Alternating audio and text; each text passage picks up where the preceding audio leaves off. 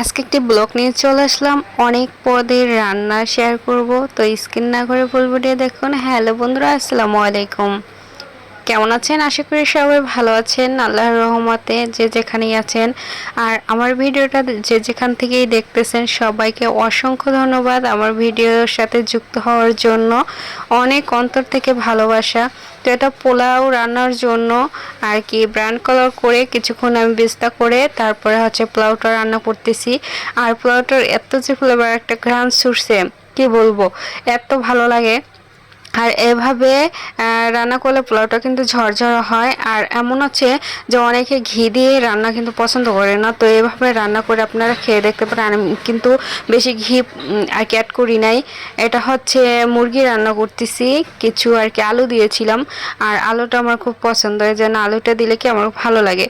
এটা ভেজে আর কি রান্না করতেছি, ভুনা ভুনা করব।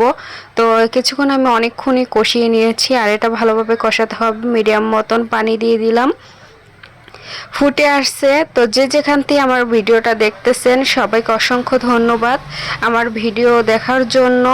আর ভালোবাসা ছাড়া কিছু উপহার নেই যে আপনাদেরকে আমি দেব। তো ফুল ওয়াশ করে সুন্দরভাবে একটি কমেন্ট করে যাবেন। আর আমার ভিডিওটা অবশ্যই একটা শেয়ার করে দেবেন আপুরা ভাইয়েরা, যেই আর কি ভিডিওটা দেখতেছেন সবার উদ্দেশ্যেই বলছি, আমার ভিডিওটা প্লিজ আপনারা শেয়ার করে দেবেন। আর নতুন হয়ে থাকলে আমার পেজটি ফলো করে পাশে থাকবেন, ইউটিউব হয়ে থাকলে চ্যানেলটি সাবস্ক্রাইব করে যাবেন নিত্য নতুন ভিডিও দেখার জন্য। আর কালারটা কিন্তু অনেক সুন্দর দেখা যাচ্ছে, কি কি বলেন আপুরা ভাইরা, অনেক সুন্দর দেখা যাচ্ছে কিন্তু কি বলবো, অসাধারণ, মাশাআল্লাহ।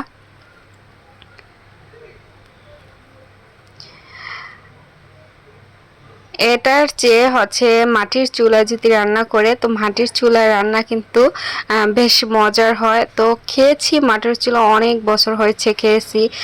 শহরের বাড়িতে মাটির চুলা তো রান্না বেশি হয় না, আর বেশিরভাগই এখন গ্যাসও ইউজ করে না, কারেন্টে রান্না করে। তো এতে কিন্তু বেশি স্বাদ পাওয়া যায় না। মাটির চুলার রান্না গ্রামের রান্না, আমার কাছে অনেক ভালো লাগে ওইটা। কিন্তু এটা রান্না করলে বেশি মজার হয় না, আমার কাছে ভালো লাগে না। এতে এতে আরও সমস্যা হয় শরীরে। মাটির চুলা রান্না অনেক মজার। যাই হোক, এখন কি করব আর। এই যে পোলাও রান্না হয়ে গেছে, এটা আর কি তুলে ফেলেছি। এটা দিয়ে এই যে চিকেন রান্না এটা আর কি খাবো।